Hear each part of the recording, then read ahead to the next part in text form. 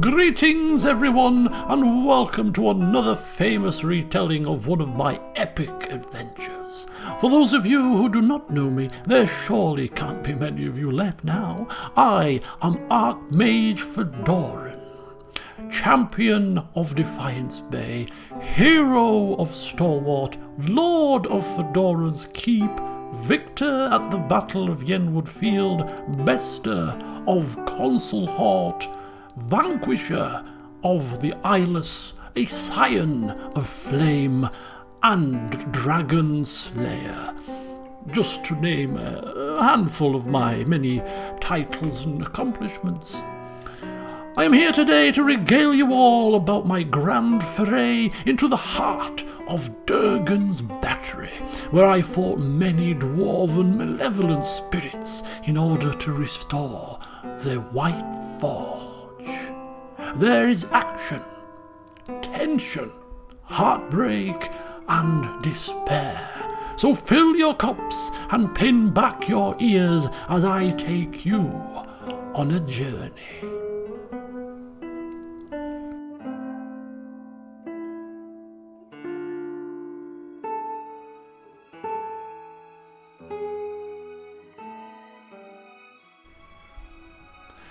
In the 5 years following the incident at Sun in Shadow, Fedoran retired from the harsh life on the road to his keep. The impenetrable, bustling fortress was an attraction to Deerwoodans who would come from miles around to catch a glimpse at the marvel, and it was the envy of the Deerwoodan nobility, much to Fedoran's delight. He did try, in the years after the incident, to set to work converting Consul Halt's tower into a school for mages. However, Fedoran had grown lazy and preferred to spend his time entertaining those who would listen to his embellished tales of heroism from his adventures. Thus, his school was only half completed. Using his familial contacts and his newfound reputation, he utilised the services of the Valian Trading Company to obtain a rather large collection of hats. 334 to be precise. One for every day of the year. Varying sizes, colours, materials and elegance. Lord Fedoran could simply not be seen in the same hat twice.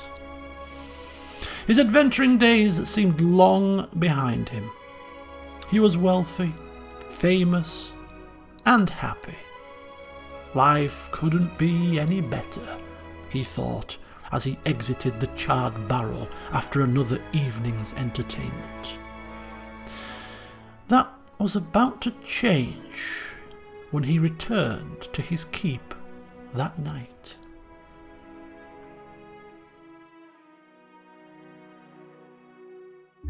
Made a nice story. You fixing up that old keep? Lifting the curse? Must have told it 100 times. But something got to gnawing at me. Thinking the spirits there weren't really at rest. That maybe the gods weren't finished with us.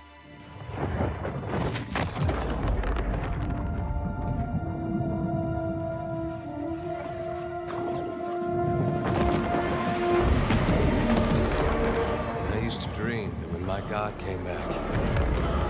He would forgive us.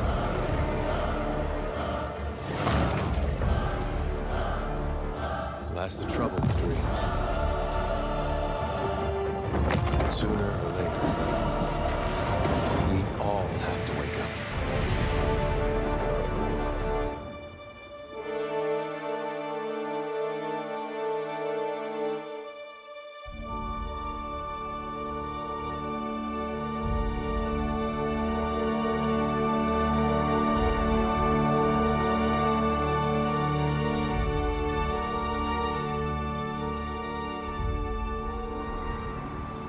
And so you wake to a sleepless world, the in-between of life and death. Follow your memories. You have been here before.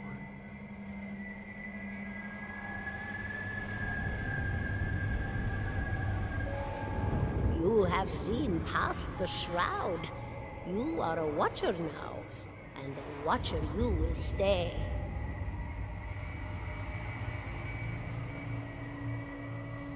A watcher sees souls, knows their pasts, and the souls see them back.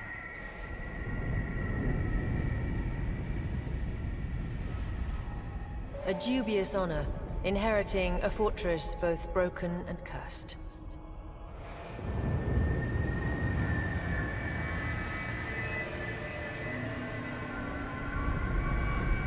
What is a god? A higher power? A rewarder of good deeds and punisher of the wicked?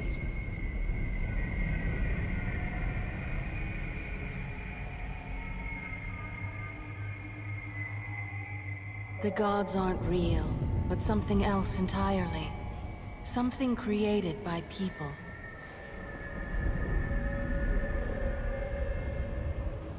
And did you ever consider that these were things you were never meant to understand?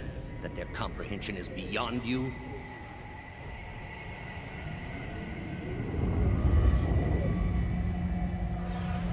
Let the world see. Let them decide what to do.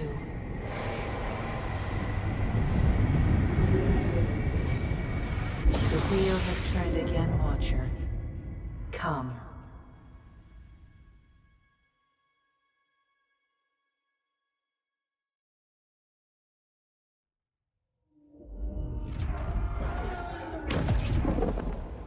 An aged dwarf shares this strange floating platform with you. His face is creased by so many wrinkles that his features lie buried amid shadowy pockets of skin.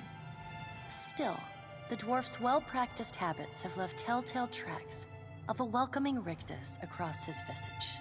You can see his smile coming before it blooms, reshaping the dwarf's face from a hanging sack of flesh into something resembling an oddly carved, merry gourd, replete with unhealthy bumps and discolored splotches.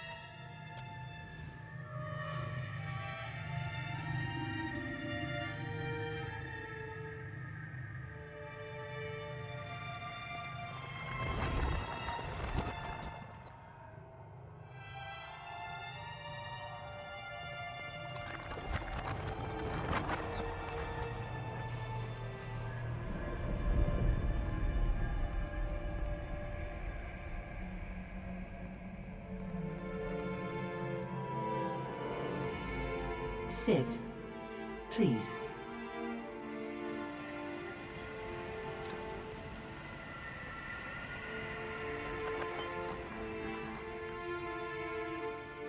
Thank you for joining us, Watcher of Cadnua.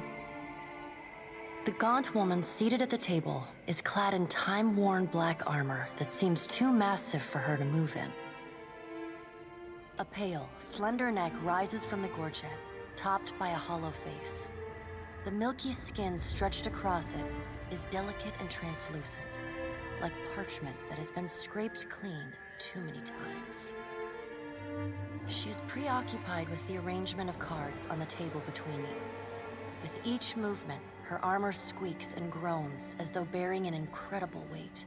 She places a final card, gives a nod of satisfaction, and raises her eyes to meet yours. Your brush with the divine has drained you of your powers, fractured your memories. Look upon these cards. They represent the courses of your life. You alone know best how they flowed. Arrange them to fit what you remember.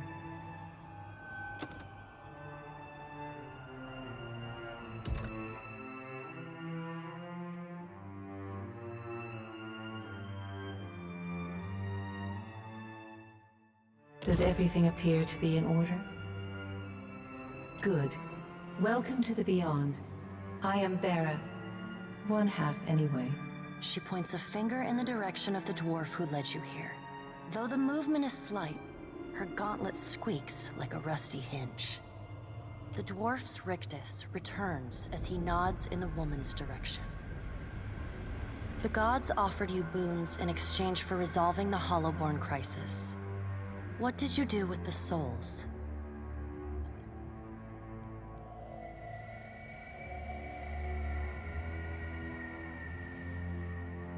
Tell me, do you remember when we last met?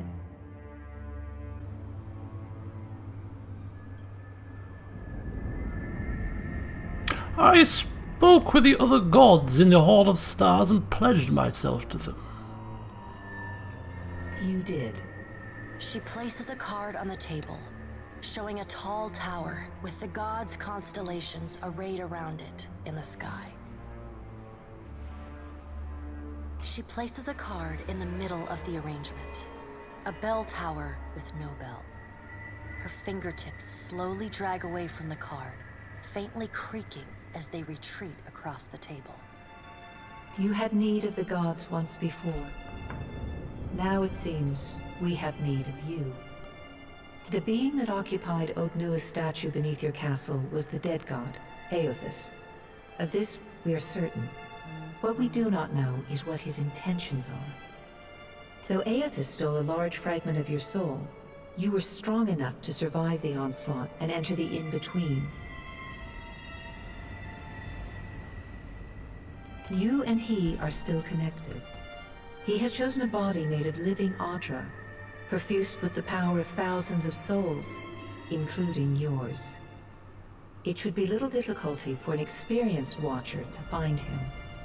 Am I dead? No, but neither is your body truly alive. Your lungs draw breath, your heart pumps blood, but your flesh is as soulless as a Hollowborn. That is, until I return you. She delicately places a card upright on the table. The art depicts souls flowing out of a pillar of Audra. Well, I'd like to find him as much as you. He's destroyed my keep, my friends, my bloody hats. I know. It is my business to know. 322 in Cadnua and your surrounding lands. What, hats or people? Their souls remain in Aothis still. You have the power to save them. Serve me and I will return you to your body. Or don't, and return to the wheel. Well, let's get on with it then. Good. Before you return to Aora as my herald, you must remember who you were, the last whisper of life and death.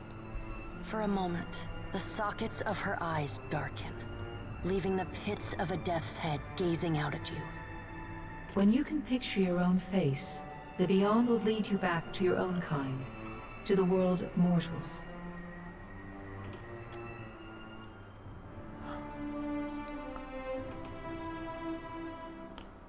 And so we start anew.